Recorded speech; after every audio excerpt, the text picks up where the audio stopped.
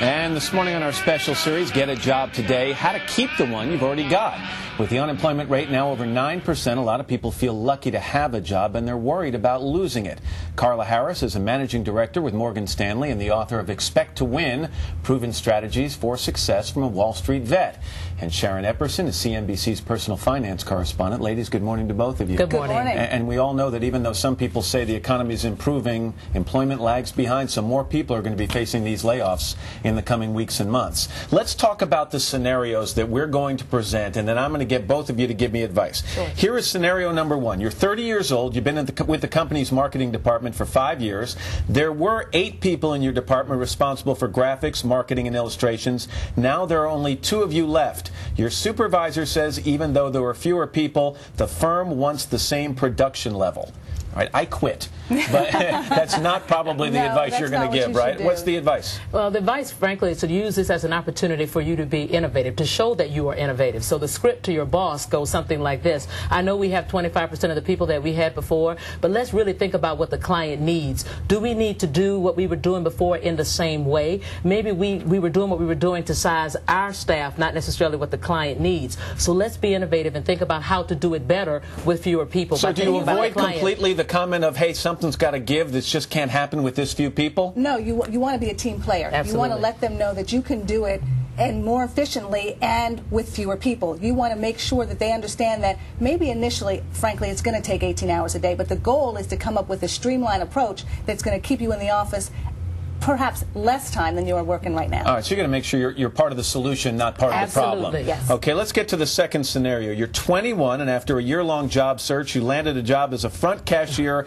at a donut shop. You're saving to go back to school, and you're afraid that your hours may be cut if business continues to slow down. All right, Sharon, what do you do? This is one of your first couple jobs. You want to be sure that you're flexible. That's one of the key things that a manager wants to see. And so the way that you do that, you ask to take on more shifts or be flexible about the shifts that you can take. Maybe it'll kind of impact your personal life, but it's better than having to look for another job. Also advise that you can train new workers, maybe some people that don't know how to work the front cashier, and talk to your boss about why you want that job. You want it to go back to school. You need that money. Explain why you're a valuable asset. Give them a vested interest in Exactly. making you succeed. Yes. You say think like your boss. Absolutely. I mean, the key is not to walk around thinking about whether or not your hours are going to be cut, because when you operate from a position of fear, you will always underpenetrate your opportunity. Think like an owner. Say to your boss, you know, I know we want to optimize sales here, but let's think about a way that we can boost traffic. Let's have a 2 for $3 in the morning, 2 donuts and a cup of coffee, you get a donut free. Let's come up with a way to sell iced coffee in the afternoon. It is an opportunity. All right, scenario number 3. You're a 35-year-old sales manager. Your company acquired a new firm, and they're putting their senior people as heads of departments. Your boss has been asked to leave, and you don't know anyone from the new firm. They seem to be displacing a lot of people from your old firm.